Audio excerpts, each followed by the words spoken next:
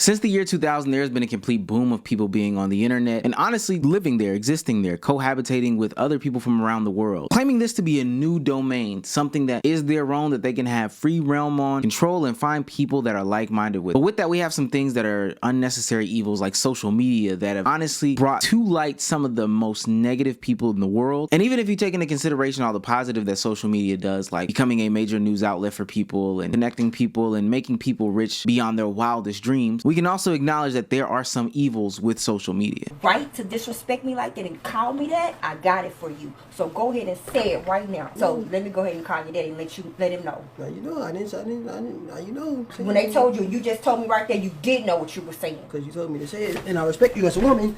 I respect you as a, Now you look like a bitch with your legs straddled over a fucking chair. Mom, and I respect you as a woman.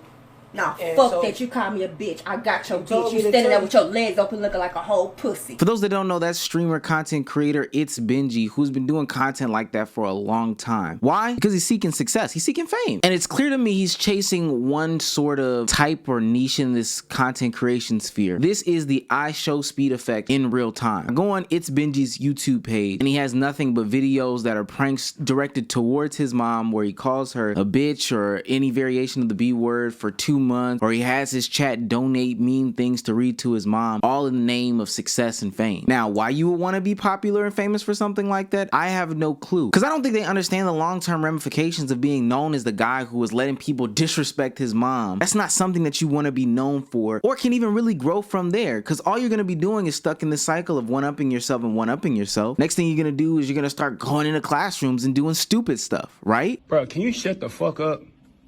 Bro, who the fuck is you, bro? Who? What? What? Better get your big ass on, boy. You a bitch, nigga. Your big, I'ma shoot your bitch ass. Stay in class, nigga. Stay your bitch ass in class. Shut your bitch ass up, nigga.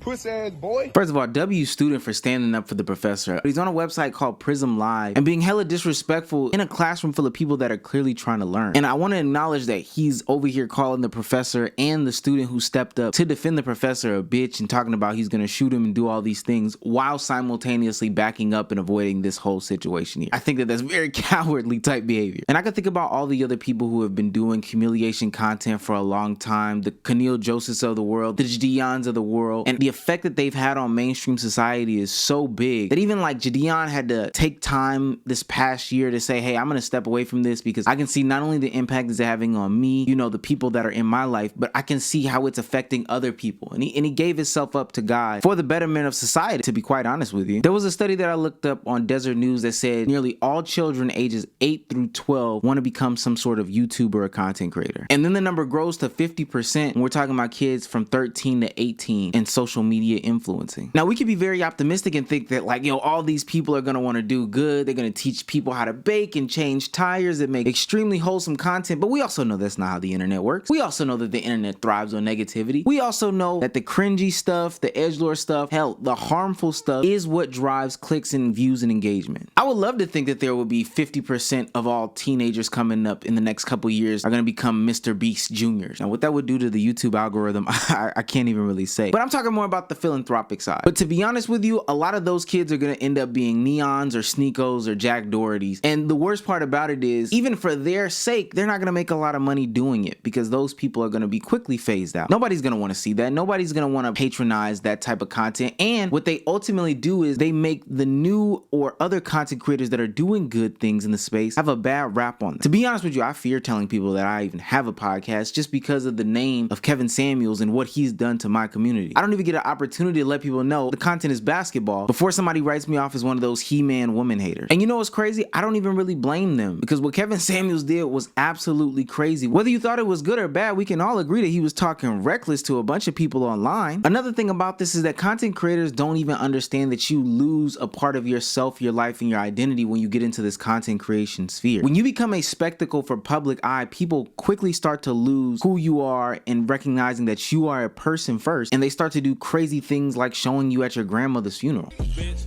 fuck your homie dead. Almost just broke my fucking monitor, bro. Almost just broke it. On God, Brecky, you're done. You're done. On my life, you're done. Get him out. I'm done. Don't come in my fucking chat. Don't text me on Twitter. Nothing. And I get it's easy to say that we could just lie about our ages and people can subvert that. But I'm looking at the state of Texas, who has put in some sort of identification parameter for anybody trying to access a pornographic website from Pornhub. And it made Pornhub completely pull out because they didn't want the state of Texas to have all that access to people who are just trying to, you know, beat their meat. And when you take into consideration both of those states and then Congress doing what they're doing with TikTok, making ByteDance sell the company, it's letting us know that the government is, one, really, really powerful, and two, they will do anything to have our control stripped away from us. And they won't let us enjoy social media if people keep letting stupid stuff like this happen. I would wish and hope for some sort of regulations or for people to do some sort of collaborative efforts, but people like Elon Musk and Mark Zuckerberg have already come out and stated that they are not willing to work with the government in these sorts of capacities for making rules and laws and regulations for their platform. And I feel like that's sad because there is a benefit of social media that is undeniable. Social media has changed my life. Social media has changed your life if you're watching this video. Not only are you entertained and informed by this, but it's also brought you to a group of like-minded individuals who think like you, who walk like you, who like you. And I would hate for us to go back into an age where we couldn't have access to information readily, or we were put to the side and alienated by our peers in real life because we couldn't have common interests. And that means I would also have to get, you know, maybe another job because